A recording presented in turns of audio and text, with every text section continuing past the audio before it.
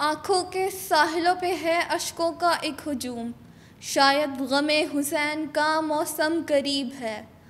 امرا ڈیجیٹل کے ساتھ میں ہوں سماحہ عثمان۔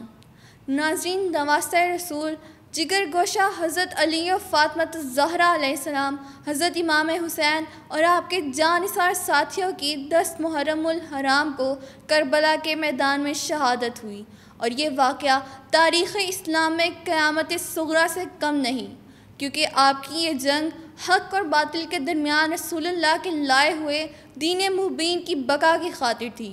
اللہ نے آپ کے ذریعے اس دین مبین کو ایسی بقا عطا فرمائی کہ آج تک نہ کوئی اس دین حق کو مٹا سکا اور نہ کوئی صبح قیامت تک اس دین کو مٹانے کی جرت کر سکتا ہے، کیونکہ اس دین حق کا حامی و ناصر اللہ رب العزت خود ہے۔ حضرت امام حسین علیہ السلام کی پیدائش مبارک 5 شعبان المعظم 4 ہجری کو مدینہ منورہ میں ہوئی۔ حضرت محمد صلی اللہ علیہ وآلہ وسلم نے آپ کا اسم مبارک حسین اور شبیر رکھا۔ آپ کی کنیت ابو عبداللہ اور لقب سبط رسول ہے۔ آپ کو بڑے بھائی حسن علیہ السلام کی طرح جنتی جوانوں کا سردار اور فرزند بنایا۔ رسول صلی اللہ علیہ وآلہ وسلم کی چچی حضرت ام فضل بنت حارث حضرت عباس بن عبد المطلب رضی اللہ تعالی عنہ کی زوجہ ایک دن رسول اللہ کی خدمت میں حاضر ہوئیں اور عرض کیا، یا رسول اللہ، آج میں نے ایک پریشان کرنے والا خواب دیکھا ہے۔ رسول اللہ صلی اللہ علیہ وآلہ وسلم نے معلوم کیا وہ کیا؟ عرض کی، وہ بہت ہی شدید ہے، ان کو اس خواب کے بیان کرنے کی ہمت نہیں ہوتی تھی۔ آپ صلی اللہ علیہ وآلہ وسلم کے کئی مرتبہ معلوم کرنے پر عرض کیا کہ میں نے دیکھا جس میں اتھر کا ایک ٹکڑا کاٹا گیا اور میری گود میں رکھا گیا۔ آپ صلی اللہ علیہ وآلہ وسلم نے ارشاد فرمایا، تم نے بہت اچھا خواب دیکھا ہے، انشاءاللہ فاطمۃ الزہرا علیہ السلام کے بیٹا ہوگا اور وہ تمہاری گود میں دیا جائے گا۔ اور پھر ایسا ہی ہوا، حضرت امام حسین علیہ السلام پیدا ہوئے اور حضرت ام فضل کی گود میں دیے گئے۔ ام فضل فرماتی ہیں کہ میں نے ایک دن آپ صلی اللہ علیہ وآلہ وسلم کی خدمت میں حاضر ہو کر حضرت امام حسین علیہ السلام کو رسول اللہ کی گود میں دیا، کیا دیکھتی ہوں کہ آپ کے چشم مبارک سے آنسوں کی لڑیاں جاری ہیں۔ میں نے عرض کی، یا رسول اللہ، میری ماں باپ آپ پر قربان، یہ کیا حال ہے؟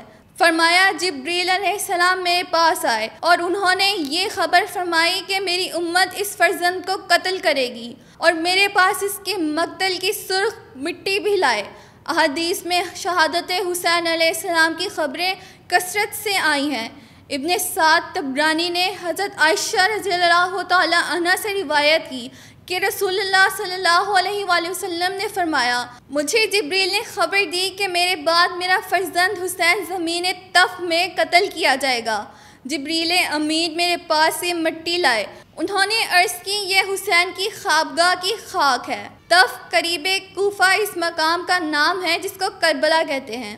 حضرت فاطمۃ الزہرا علیہ السلام اور حضرت انس رضی اللہ تعالی عنہ کی روایتوں سے معلوم ہوتا ہے کہ حسین علیہ السلام سینے سے قدم تک آپ صلی اللہ علیہ وآلہ وسلم کے مشابہ تھے، اور شواہد نبوہ میں آپ کے حسن و جمال کو اس طرح بیان کیا گیا ہے کہ جب آپ اندھیرے میں بیٹھتے تو آپ کی مبارک پیشانی اور رخساروں سے روشنی نکل کر قرب و جوار کو روشن کر دیتی۔ اپنے دونوں نواسوں حسنین کریمین کی فضیلت کو بیان کرتے ہوئے تاجدار کائنات رسول اللہ صلی اللہ علیہ وآلہ وسلم نے ارشاد فرمایا کہ حسن اور حسین دونوں جنت کے جوانوں کے سردار ہیں۔ ناظرین، ابو خالق اموی وہ بد نصیب شخص ہے کہ جس کی پیشانی پر پیارے رسول کے اہل بیت کو بے گناہ قتل کرنے کا سیاہ داغ ہے۔ ہر زمانے میں دنیا اسلام یزید پر ملامت کرتی رہی ہے اور تا قیامت کرتی رہے گی۔ یہ بدبخت سیاہ دل ننگ خاندان 25 ہجری میں امیر معاویہ کے گھر میسون بنت بہدل کلیبہ کے پیٹ سے پیدا ہوا۔ فاسق، فاجر، شرابی، بدکار، ظالم، بے ادب اور گستاخ تھا۔ عبداللہ بن حنظلہ ابن غسیل رضی اللہ تعالی عنہ نے فرمایا، خدا کی قسم ہم نے یزید پر اس وقت خروج کیا جب ہمیں اندیشہ ہو گیا کہ اس کی بدکاریوں کے سبب آسمان سے پتھر نہ برسنے لگے۔ محرمات کے ساتھ نکاح اور سود کو اس نے اعلانیہ طور پر رائج کیا۔ اکر مکرمان کی اس نے بے حرمتی کرائی۔ اصحاب اسرار و فراست اس وقت سے ڈرتے تھے کہ سلطنت اس شقی و بدبخت کے ہاتھ میں آ گئی۔ 59 ہجری میں حضرت ابو ہریرہ رضی اللہ تعالیٰ عنہ نے دعا کی، اے پروردگار میں تجھ سے پناہ مانگتا ہوں 60 ہجری کے آغاز اور لڑکوں کی حکومت سے۔ اس دعا سے معلوم ہوتا ہے کہ حضرت ابو ہریرہ رضی اللہ تعالیٰ عنہ جو حامل اسرار تھے وہ سمجھتے تھے کہ 60 ہجری کا آغاز لڑکوں کی حکومت اور فتنوں کا وقت ہے۔ اسی وجہ سے انہوں نے 59 ہجری میں مدینہ منورہ کو ہجرت فرمائی۔ رویانی نے اپنی مسند میں حضرت ابو در رضی اللہ تعالیٰ عنہ سے ایک حدیث روایت کی جس کا خلاصہ اس طرح ہے کہ میں نے آپ صلی اللہ علیہ وآلہ وسلم سے سنا کہ آپ نے فرمایا، میری سنت کا پہلا بدلنے والا بنی امیہ کا ایک شخص ہوگا جس کا نام یزید ہوگا۔ بہرحال حضرت امیر معاویہ رضی اللہ تعالیٰ عنہ کی وفات کے بعد رجب 60 ہجری میں یزید بن معاویہ خلیفہ مقرر ہوا۔ اس کی عمر 24 سال تھی۔ حضرت امیر معاویہ یزید کی خلافت کے لیے اپنی حیات میں ہی سب سے بیعت لے چکے تھے، سوائے مکہ اور مدینہ کے مقتدر حضرات کے، جن میں حضرت امام حسین، عبداللہ بن زبیر، عبداللہ بن عمر، عبداللہ بن عباس اور عبد الرحمن بن ابی بکر نے یزید کی بیعت سے انکار کر دیا۔ باپ کے بعد جب یزید تخت نشین ہوا تو یزید کو تخت نشین ہوتے ہی سب سے پہلے ان حضرات سے بیعت لینے کی فکر ہوئی۔ یزید نے مدینہ کے حاکم ولید بن عقبہ کو خط لکھا، امیر معاویہ کی موت اور میرے تخت نشین ہونے کا کسی کو علم ہو، اس سے پہلے تم حسین ابن علی اور عبداللہ بن زبیر سے جس طرح بھی ممکن ہو میری بیعت حاصل کر لو۔ اس فرمان کے حاصل ہوتے ہی ولید بن عقبہ نے حضرت امام حسین اور عبداللہ بن زبیر کو اپنے پاس بلایا۔ یہ دونوں حضرات اپنے چند ساتھیوں کے ساتھ ولید کے پاس پہنچے۔ ولید نے امیر معاویہ کی وفات کی ان حضرات کو خبر دی اور یزید کے حق میں بیعت کی خواہش ظاہر کی۔ یہ سن کر حضرت امام حسین نے فرمایا، مجھ جیسے لوگ چھپ کر بیعت نہیں کیا کرتے، سب کو جمع کرو اور مجمع عام بیعت لو۔ ولید امن پسند حاکم تھا، یہ جواب سن کر خاموش ہو گیا اور حضرت امام حسین وہاں سے رخصت ہونے لگے تو مروان نے ولید سے کہا کہ اگر تم نے ان سے آج بیعت نہیں لی تو پھر کبھی موقع نہیں مل سکے گا، یا تو ان سے زبردستی بیعت لو یا پھر بیعت نہ کرنے کا ان سے انتقام لو۔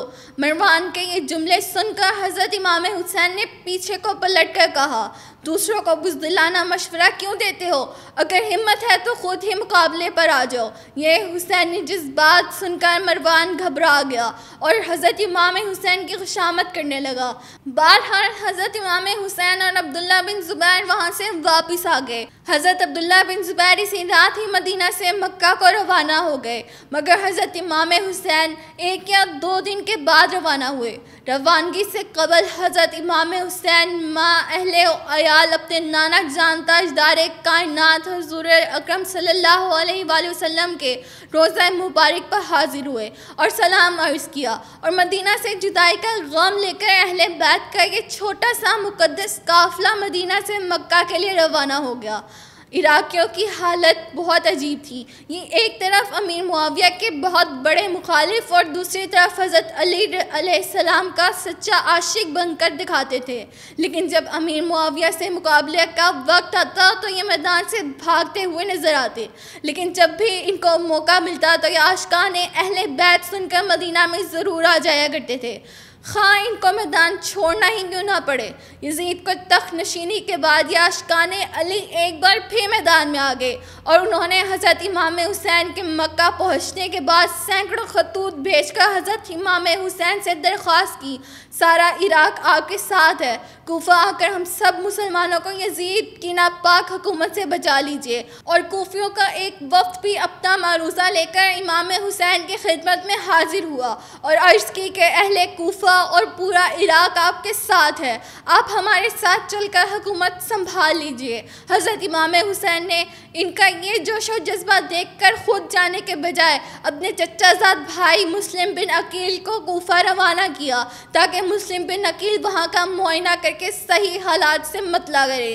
مسلم بن عقیل کے کوفہ پہنچ کے مختار بن عبید سقفی کے یہاں قیام کیا اور کوفی گروہ در گروہ مسلم بن عقیل کی خدمت میں حاضر ہونے لگے اور مسلم بن عقیل کو یقین دلایا کہ ہم حضرت امام حسین پر اپنا جان و مال سب کچھ قربان کرنے کی قسمیں کھاتے ہیں۔ اس وقت کوفہ کے حاکم نعمان بن بشیر تھے۔ ان کو معلوم ہوا کہ یزید کی حکومت کا تختہ پلٹنے کے لیے مختار بن عبید کے گھر پر مسلم بن عقیل کے ذریعے سب اکٹھے ہو رہے ہیں، تو نعمان حاکم نے مختار اور دوسرے لوگوں کو آگاہ کیا کہ وہ اس سے باز آ جائیں، لیکن انہوں نے کوئی سخت قدم نہیں اٹھایا۔ نعمان کی اس تنبیہ کے بعد مسلم بن عقیل ہانی بن عروہ کے مکان پر منتقل ہو گئے اور یہاں 18,000 کوفیوں نے مسلم بن عقیل کے ہاتھ پر حضرت امام حسین کی خلافت کے لیے بیعت کر لی۔ یہ عقیدت و محبت دیکھ کر مسلم بن عقیل نے امام حسین کو خط لکھا کہ یہاں ہر طرح سے حالات سازگار ہیں، 18,000 کوفیوں نے میرے ہاتھ پر آپ کے حق میں بیعت کر لی ہے، آپ تشریف لے آئیے۔ 1000 کوفیوں کا امام حسین کے حق میں بیعت کرنا بہت نازک مسئلہ تھا۔ کوفہ کے جاسوسوں نے ایک دم یہ خبر یزید کو دے دی۔ یہ خبر ملتے ہی یزید گھبرا گیا اور یزید نے بصرہ کے حاکم عبداللہ بن زیاد کو حکم دیا کہ فوراً کوفہ پہنچ کر اس فتنے کو ختم کرنے کی کوشش کریں اور مسلم بن عقیل کو یا تو کوفہ سے نکال دو یا قتل کرو۔ عبداللہ بن زیاد بہت ہی ظالم و جابر شخص تھا۔ اس نے کوفہ آ کر اعلان کر دیا کہ جو بھی مسلم بن عقیل کو اور اس کے ہاتھ پر بیعت کرنے والوں کو پناہ دے گا اس کو سولی پر لٹکا دیا جائے گا، اور اس نے مسلم بن عقیل کو تلاش کرنا شروع کر دیا۔ خبر ملتے ہی ابانی بن عروہ نے مسلم بن عقیل کو دوسری جگہ منتقل کر دیا۔ ابن زیاد کو معلوم ہوا کہ مسلم کو پناہ دینے میں ہانی کا ہاتھ ہے، تو ابن زیاد نے ہانی بن عروہ کو گرفتار کرا لیا اور کہا کہ مسلم کو ہمارے حوالے کر۔ ہانی نے ابن زیاد سے منع کر دیا کہ وہ کسی بھی حالت میں اپنے مہمان کو آپ کے حوالے نہیں کریں گے۔ یہ الفاظ سنتے ہی ابن زیاد نے غصے میں آ کر ہانی کو بری طرح مار پیٹ کر زخمی کر دیا اور ان کو قید کر دیا۔ ہانی بری طرح زخمی ہو چکے تھے۔ یہ خبر کوفہ کے چاروں طرف پھیل گئی کہ ہانی کو مار مار کر ابن زیاد نے ہلاک کر دیا ہے۔ جب یہ خبر مسلم بن عقیل کو ملی کہ ان کے میزبان کو ان کی وجہ سے ابن زیاد نے قتل کرا دیا اور ان کا جرم یہ ہے کہ انہوں نے خاندان اہل بیت کے ایک فرد کو پناہ دی، یہ سنتے ہی مسلم بن عقیل کی غیرت ایمانی جوش میں آ گئی اور اپنے ساتھ 18,000 کوفیوں کو لے کر میدان میں آ گئے اور عبداللہ بن زیاد کو قصر عمارت میں گھیر لیا۔ عبداللہ بن زیاد کے لیے یہ بہت ہی دشوار وقت تھا۔ اس کے پاس صرف 50 آدمی تھے اور حفاظتی انتظامات بھی مکمل نہیں۔ ابن زیاد نے کوفہ کے سرکردہ حضرات پر زور دیا کہ وہ اپنے قبیلوں کے لوگوں کو واپس بلا لیں اور اعلان کریں کہ جو شخص امیر کی اطاعت کرے گا اسے انعام سے نوازا جائے گا اور جو مخالفت کرے گا اس کو سخت سزا دی جائے گی۔ اس اعلان کو سنتے ہی تمام عاشقان اہل بیت جو امام حسین کے حق میں مسلم بن عقیل کے ہاتھ پر بیعت کر چکے تھے ان کا جوش و جذبہ ٹھنڈا ہو گیا اور مسلم بن عقیل کے ساتھیوں کی ایک بڑی تعداد ابن زیاد کی دھمکی سے ڈر کر مسلم بن عقیل سے الگ ہو گئی اور کچھ لوگوں نے سرکردہ حضرات کے کہنے پر انعام کی لالچ میں آ کر مسلم بن عقیل کا ساتھ چھوڑ دیا۔ غرض کے 18,000 کے مجمع میں سے صرف 30 آدمی ان کے ساتھ باقی بچے۔ اس طرح کوفیوں نے غداری کر کے اپنی قدیم روایت کو زندہ کیا۔ مسلم بن عقیل نے جب کوفیوں کی غداری دیکھی تو پہلے آپ نے ایک مقام میں پناہ لی، لیکن غداروں نے اس مکان کا بھی پتہ بتا دیا اور ابن زیاد کی فوج نے اس مکان کو چاروں طرف سے گھیر لیا۔ آپ نے اپنے آپ کو گھرا ہوا دیکھ کر جان کی پرواہ نہ کرتے ہوئے فوج سے مقابلہ شروع کر دیا۔ 30 آدمی جو آپ کے ساتھ باقی رہ گئے تھے وہ بھی فرار ہو گئے اور آپ اکیلے لڑتے رہے، یہاں تک آپ زخموں سے چور ہو کر گر پڑے اور آپ کو گرفتار کر کے ابن زیاد کے سامنے لایا گیا تو ابن زیاد نے آپ کو قتل کرا دیا۔ آپ نے شہادت شہادت سے قبل عمر بن سعد کو یہ وصیت کی، امام حسین کو یہاں کے تمام حالات و واقعات سے آگاہ کر دیں اور ان کو راستے سے واپس لے جائیں۔ کوفہ میں قیامت برپا ہو چکی تھی اور حضرت امام حسین مکہ سے کوفہ کی طرف سفر کی تیاری میں مصروف تھے۔ مسلم بن عقیل کا وہ خط کہ جس میں 18,000 کوفیوں کی بیعت کی خبر تھی، اس نے امام حسین کو شک میں ڈال دیا۔ حضرت امام حسین سے محبت کرنے والے لوگ، جن میں خاص طور پر عمر بن عبد الرحمن، عبداللہ بن عباس، عبداللہ بن زبیر، ان سبھی لوگوں نے آپ کے اس فیصلے کی مخالفت کی اور آپ کو گزشتہ غداریوں اور دھوکہ دہی کے واقعات یاد دلائے، لیکن آپ اپنے ارادے پر قائم رہے۔ عبداللہ بن عباس نے دیکھا کہ آپ ماننے کو تیار نہیں ہیں اور کوفہ جا کر ہی رہیں گے، تو انہوں نے آپ سے گزارش کی کہ اہل عیال کو ساتھ لے کر نہ جائے، لیکن اللہ کا حکم کچھ اور تھا۔ ساری کوششیں اور تدابیر ناکام ہو گئیں اور حضرت امام حسین کے ارادے میں ذرہ برابر تبدیلی نہ آئی، لیکن بعض مورخین کا بیان ہے کہ چاہنے والوں نے جب آپ کو کوفہ جانے سے روکنے کی زیادہ کوشش کی تو امام حسین نے فرمایا کہ نانا جان نے مجھے بذریعہ خواب یہی حکم دیا کہ میں اس کو پورا کروں اور میرا سر جائے یا رہے، بہرحال آپ اپنے چاہنے والے عزیزوں اور رشتہ داروں کو روتا ہوا چھوڑ کر اہل بیت کے مختصر قافلے کو لے کر ذی الحجہ 60 ہجری کو کوفہ کے لیے روانہ ہوئے۔ امام حسین راستے میں ہی تھے کہ کوفہ سے آنے والے لوگوں نے مسلم بن عقیل کی شہادت کی خبر دی۔ یہ خبر سن کر آپ کو بے حد رنج و غم ہوا اور ساتھ چلنے والوں نے مشورہ دیا کہ یہیں سے کوفہ جانے کا ارادہ ملتوی کر دیا جائے، لیکن مسلم بن عقیل کے بھائیوں نے کہا کہ ہم واپس نہیں ہوں گے، یا تو ہم اپنے بھائی کا بدلہ لیں گے یا ہم بھی اپنی جانیں قربان کر دیں گے، اور سفر جاری رہا۔ اس قافلے کو آگے چل کر عمر بن سعد کا بھیجا ہوا قاصد ملا جو مسلم بن عقیل کی وصیت کے مطابق امام حسین کو کوفہ جانے سے روکنے کے لیے آ رہا تھا۔ آپ نے اس سے حالات معلوم کرنے کے بعد اپنے ساتھیوں سے کہا کہ مسلم بن عقیل اور ہمدرد ساتھیوں کو شہید کر دیا گیا ہے، کوفیوں نے اپنا وعدہ توڑ دیا ہے، حالات نازک ہیں، تم میں سے جو بھی واپس جانا چاہے جا سکتا ہے۔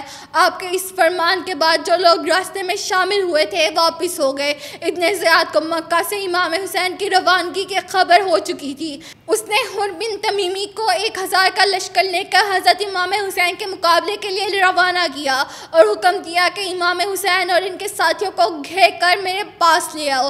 حر کے دل میں امام حسین کی بہت زیادہ محبت و عظمت تھی۔ حر نے امام حسین کے قافلے کو گھیر کر ان کو موقع دیا کہ وہ رات کے وقت کسی اور طرف نکل جائیں، لیکن امام حسین نے کسی اور طرف جانا گوارا نہیں کیا اور یہ قافلہ آگے کو بڑھتا رہا، اور یہ مقدس قافلہ 2 محرم الحرام 61 ہجری کو کربلا کے میدان میں خیمہ زن ہو گیا۔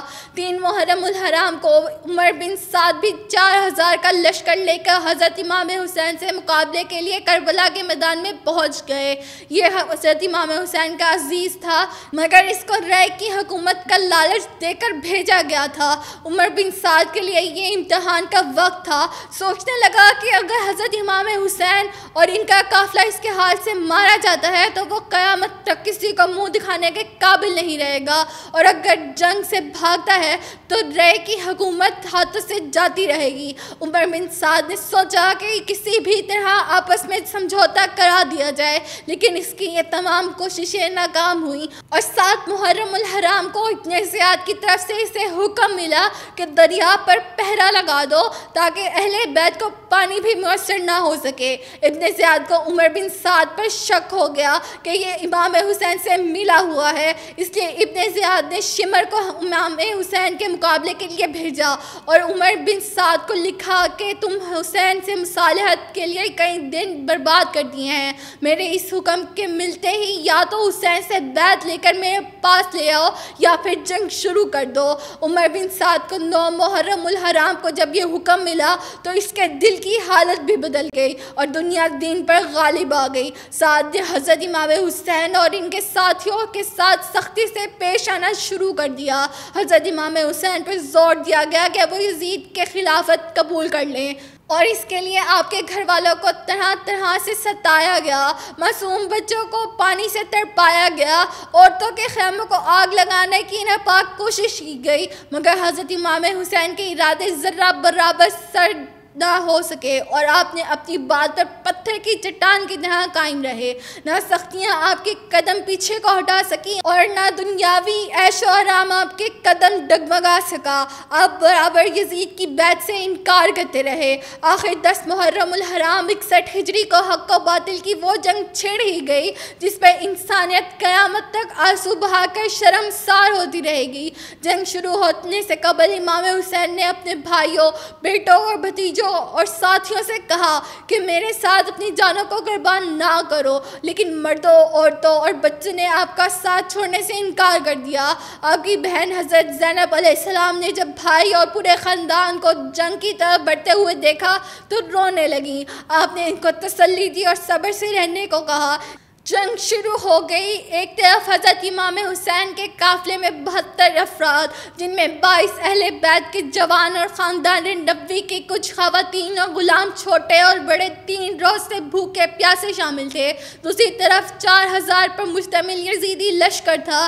یزیدی لشکر جب ان معصوموں کی جانب بڑھنے لگا تو یزیدی فوج کے ایک نیک دل سردار حر نے اسے روکنا چاہا، لیکن لشکر نہیں رکا تو حر اور اس کے چند ساتھی حضرت امام حسین کی حمایت میں لڑنے لگے اور لڑ کر جان دے دی۔ امام حسین کے قافلے میں اگرچہ گنے چنے آدمی تھے، وہ بھی 3 دن کے پیاسے تھے، لیکن ان میں سے ہر ایک نے جرأت و بہادری کی ایک ایسی مثال پیش کی جسے رہتی دنیا تک فراموش نہیں کیا جا سکتا۔ ان میں سے ایک یا دو مجاہد آگے کو بڑھتے اور یزیدی لشکر کو چیرتے ہوئے آگے کو بڑھتے چلے جاتے۔ جب حسینی لشکر کے اکثر لوگ شہید ہو گئے تو حضرت امام حسین کے صاحبزادے حضرت علی اکبر، عبداللہ بن مسلم اور جعفر طیار کے پوتے عدی میدان کارزار میں آئے اور یہ بھی شہید ہو گئے۔ ان کے بعد عبد الرحمن بن عقیل، حضرت امام حسن کے صاحبزادے قاسم اور ابو بکر نے جام شہادت نوش فرمایا۔ آخر میں حضرت امام حسین خود میدان عمل میں آئے تو یزیدیوں نے چاروں طرف سے تیروں کی برسات شروع کر دی۔ حضرت امام حسین زخموں کی کثرت کی وجہ سے نڈھال ہو چکے تھے کہ اسی وقت ایک بخت نے ایسا تیر مارا کہ آپ کا چہرہ بھی لہو لہان ہو گیا اور آپ کے جسم مبارک میں زیادہ طاقت باقی نہ رہی۔ ساتھ ہی ساتھ یہودیوں نے چاروں طرف سے گھیر لیا۔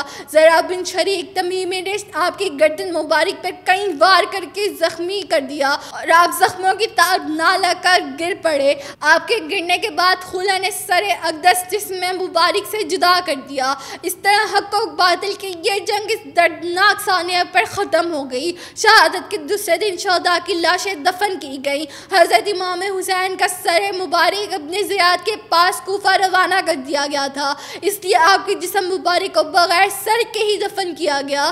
الغرض ان کے نانا جان کا لایا ہوا دین آج بھی باقی ہے اور صبح قیامت تک اس دین کے اسی طرح چرچے ہوتے رہیں گے، اور جو بھی اس دین کی پناہ میں آ جائے گا اللہ رب العزت اس کو بھی دارین کی عزت عطا فرمائے گا۔ الغرض ان کے نانا جان کا لایا ہوا دین آج بھی باقی ہے اور صبح قیامت تک اس دین کے اسی طرح چرچے ہوتے رہیں گے، اور جو بھی اس دین کی پناہ میں آ جائے گا اللہ رب العزت اس کو بھی دارین کی عزت عطا فرمائے گا۔ اللہ رب العزت سے دعا ہے کہ ہمارے اندر بھی حسین جیسا جذبہ ایمانی پیدا فرمائے تاکہ ہمارا ظاہر و باطن ہر طرح کے لہو لعب و فسق و فجور سے پاک و صاف ہو، حسینی اخلاق و روح ہمارے اوپر غالب آ جائے اور یزیدیت جیسے نفس کا خاتمہ ہو جائے۔ آمین یا رب العرش الکریم۔